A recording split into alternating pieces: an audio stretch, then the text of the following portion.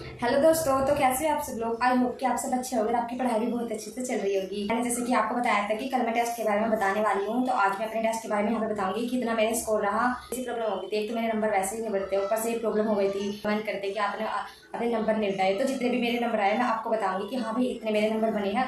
वैसे मेरे नंबर और अच्छे, थोड़े बहुत नंबर और आ सकते थे, लेकिन वो प्रॉब्लम की वजह से थोड़ी दिक्कत हो गई। इसमें क्या प्रॉब्लम हो गई थी और टाइम थोड़ा इधर उधर हो गया था।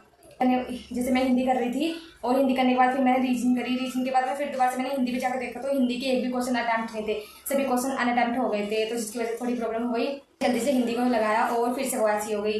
तो ये प्रॉब्लम बार बार हुई, ये प्रॉब्लम फिर रीजनिंग में भी सेम हो गई, पता नहीं क्या दिक्कत हो रही थी इसमें। और फिर आपके स्कोर भी बताना था, तो फिर मुझे टेस्ट देना ही पड़ा और फिर मैंने अच्छे से टेस्ट दिया। फिर जितने भी जैसे भी नंबर बने गलत हो गए, जो कि मेरे सही आते लेकिन वो गलत ही हो गए। तो चलो मैं फिलहाल आपको बताती हूँ कौन कौन से मेरे क्वेश्चन सही है और कितने नंबर मेरे बने। सबसे पहले यहाँ पर आ जाता हिंदी। हिंदी में मेरे आज 28 क्वेश्चन ही सही हुए हैं। जो क्वेश्चन सही हो जाते लेकिन वो गलत टिक हो गया था, तो दिक्कत हो गई थी। नहीं तो 28 तो मेरे कभी नहीं रहे हैं, इस बार मेरे 28 क्वेश्चन सही हुए हैं। 24 क्वेश्चन मेरे सही गए हैं जीएस में, और जीएस तो सब कुछ ठीक था, जीएस को कोई अटेम्प्ट नहीं हुआ था, जीएस एकदम ठीक थी। और जीएस में मेरे 24 क्वेश्चन बने हैं। तो जीएस में मैं बता देती हूँ मुझे कौन कौन से क्वेश्चन ज़्यादा डिफिकल्ट लगे और कौन कौन से क्वेश्चन मेरे से नहीं हुए। तो 38 था, जो कि था विवेकानंद रॉक मेमोरियल कहाँ स्थित है। तो ये मैंने चेन्नई लगाया था, मुझे लगा कि वहीं पर होगा, चेन्नई में होगा, लेकिन ये चेन्नई में नहीं था, ये कन्याकुमारी में था। अब आ जाता है भारत में अप्रत्यक्ष निर्वाचन की प्रथा किस वर्ष प्रारंभ की गई थी। लगाया था 1919, लेकिन इसका था 1892। तो ये मैंने सोचा कि मैं तुक्का लगाऊंगी तो शायद सही हो जाएगा, लेकिन ये गलत हो गया। फिर इसके बाद नेक्स्ट क्वेश्चन आता है, इसमें दे रखे थे कि उत्तर प्रदेश के ऐतिहासिक मेले। तो मेले में जो मुझे शुक्रताल का मेला तो मुझे आता कि मुझे फना गया, लेकिन और जो बाकी मेले थे, जल विहार का मेला, बटेश्वर का मेला, छठ का मेला, जो कि मैंने पहली बार सुना है, मुझे तो बिल्कुल नहीं पता। तो मेरी आदत है क्वेश्चन भी मेरा गलत गया है। फिर उसके बाद आ जाते हैं उत्तर प्रदेश में पाए जाने वाले प्रमुख खनिज। इसमें गलत लगा दिया मैंने, इसमें तांबा और ग्रेफाइट लगा दिया, लेकिन मुझे पता था कि तांबा तो नहीं हो सकता, लेकिन फिर भी मैंने लगा दिया। फिर इसके बाद आते हैं राजीव गांधी राष्ट्रीय विमानन विश्वविद्यालय उत्तर प्रदेश में कहाँ स्थित है। तो ये मैंने नोएडा लगाया है, लेकिन इसका आंसर था फुर्सतगंज में। फिर इसके बाद नेक्स्ट क्वेश्चन है, पश्चिमी हिमालय में जल संचयन प्रणाली की पहचान करें। कहते कि इसमें से कोई नहीं, लेकिन इसका गुल था। फिर नेक्स्ट आ जाते हैं, इसरो के पीएसएलवी पर लॉन्च किए जाने वाला प्रोबो 3 मिशन किस अंतरिक्ष एजेंसी से जुड़ा है। ये मैंने नासा लगाया था, लेकिन इसका ईएस है, यूरोपियन अंतरिक्ष एजेंसी से था। जीके के क्वेश्चन से भी करा रखे हैं मैंने, जीके क्वेश्चन की स्पेशली वीडियो बनाई है, नोट्स में बनाती हूँ ना, जो क्वेश्चन मेरे गलत होते हैं तो आप उस वीडियो को देख सकते हैं, उसमें जीके के सभी क्वेश्चन है, आप उन क्वेश्चन को कर सकते हैं, वो वीडियो मैंने डाल दी है। तो नेक्स्ट क्वेश्चन यहाँ पर रविंद्रनाथ टैगोर के द्वारा लिखित पुस्तक गल्प गुच्छ एक संग्रह। तो मुझे लगाती है रविंद्रनाथ टैगोर है, तो भक्ति गीतों के ऊपर लिखा होगा, लेकिन इन्होंने लघु कथाएं लिखी है, तो ये क्वेश्चन मैं तो लगाने की कोशिश करी थी, लेकिन ये मेरा गलत हो गया। फिर उसके बाद में यहाँ पे जीके के जो मेरे क्वेश्चन सही गए वो मैं आपको बताती हूँ कौन कौन से क्वेश्चन मेरे जीके के सही गए हैं। फिर यहाँ पे सही वाले क्वेश्चन ये इस प्रकार का, हमारे भोजन में स्टार्च और शर्करा के रूप में क्या पाया जाता है। तो ये मुझे याद था कि कार्बोहाइड्रेट हो सकता है। डैश अर्थव्यवस्था में बैंकों के लिए सीआरसी तय करता है, तो आरबीआई तय करता है, ये मैंने ये लगा दिया था। फिर इसके बाद में किस राज्य केंद्र शासित प्रदेश ने शिक्षा सेवा चयन आयोग स्थापित करने की घोषणा की है। तो ये मैंने तुक्के से लगाया था कि उत्तर प्रदेश आ रहा, तो उत्तर प्रदेश ही लगा दो, क्योंकि मैं उत्तर प्रदेश लगाती हूँ, उत्तर प्रदेश आता है। भारत की जनगणना 2011 के अनुसार बिहार में जनसंख्या घनत्व कितना दर्ज किया गया था। मॉक टेस्ट में पहले भी आ चुका है, टेक्स्ट बुक वाले में, तो ये मुझे अच्छे से आता, तो ये मैंने लगा दिया था।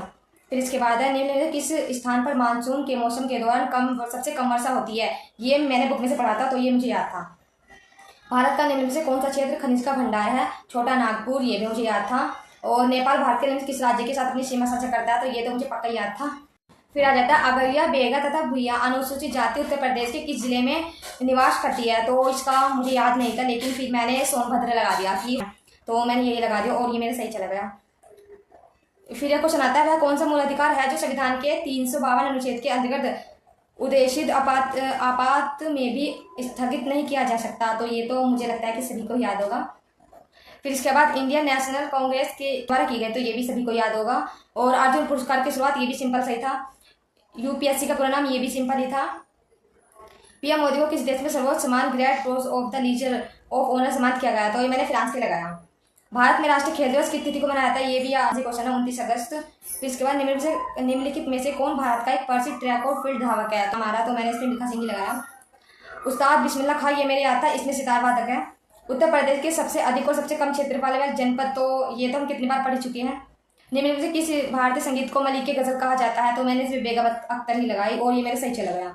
इसके बाद ऑस्कर पुरस्कार 2024 में श्रेष्ठ अभिनेत्री का पुरस्कार किसने जीता। ये क्वेश्चन तो पहले भी RW टेस्ट में आ चुका है।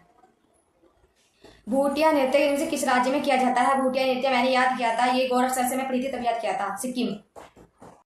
तो यहाँ पर अब हम अपनी हिंदी को देख लेते हैं। हिंदी के क्वेश्चन में सबसे पहले मेरा जो क्वेश्चन गलत गया है वो क्वेश्चन गलत गया है मेरा समास का। समास योजना की दृष्टि से इनमें से एक अशुद्ध युग बताइए। तो मैंने इसमें मंदोदरी लगा दिया। मंदोदरी शायद रावण की वाइफ थी मंदोदरी। मुझे लगा कि ये नहीं होगी, लेकिन इसमें यही था, ये नहीं था। मुझे लगा कि ये होगा, लेकिन इसमें ये नहीं था। इसमें अव्ययभाव समास था। फिर एक तत्सम और तद्भव से बने से लगाया। ये मेरे वैसे मैंने पत्ता और पत्री लगाया था, लेकिन पता नहीं ये कैसे ऊंचा नीचे लग गया। ये क्वेश्चन मेरा बेफालतू कैसे गलत हो गया। सड़कें चौड़ी बनाए गए, इसमें चौड़ी क्या है? ये क्वेश्चन मैंने नवीन सर से पढ़ा था। और इसमें पूरक मुझे पूरक लगाना था और मैंने पूरक करता लगाया, इसमें ये गलत हो। फिर निम्नलिखित में से वाक्य के पूर्ण वर्तमान काल को स्पष्ट कीजिए। तो मुझे आता ही होगा, जलेबी में मिठास अधिक है।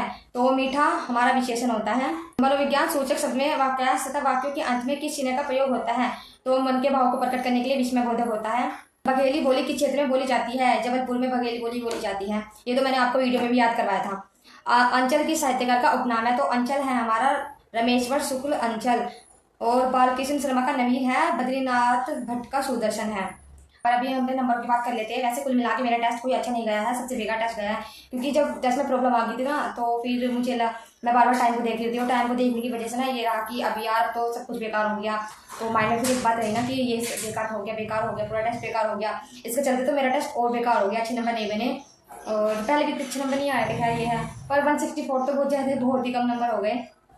तो जो मेरे कुल मिला के मेरा स्कोर आया है वो 164 है 300 में से, जो कि बहुत ज़्यादा कम है। पहले बहुत अच्छा था और अब की बात बहुत कम है। तो हिंदी की वजह से ज़्यादा प्रॉब्लम हो गई। जीके में तो फिर भी 24 थे, इसमें रीजनिंग में भी थोड़ा गलती हो गई। तो अभी नेक्स्ट टेस्ट देंगी तो तब पता चलेगा क्या सही होगा। और 5 क्वेश्चन सही है, मैंने 5 क्वेश्चन करे, 5 के 5 मेरे मैथ में सही है। तो अभी मैंने आपको अपने स्कोर बता दिया है। तो हिंदी के जितने भी क्वेश्चन इस टेस्ट में पूछे गए मैं एक साथ लिखकर और वीडियो के माध्यम से आप उनको देख सकते हो। मैं उनकी वीडियो डाल दूंगी कल, आप उसको कर सकते हो। मेरा स्कोर तो आपको पता ही चल रहा है। आप प्लीज़ अपना स्कोर कमेंट करके मुझे बताना कि आपका कितना रहा और इस प्रॉब्लम के बारे में बताना कि आपके साथ तो ये प्रॉब्लम नहीं हुई है। ठीक है, तो अभी यहाँ पे चलते हैं, मिलते हैं नेक्स्ट वीडियो में, बाय।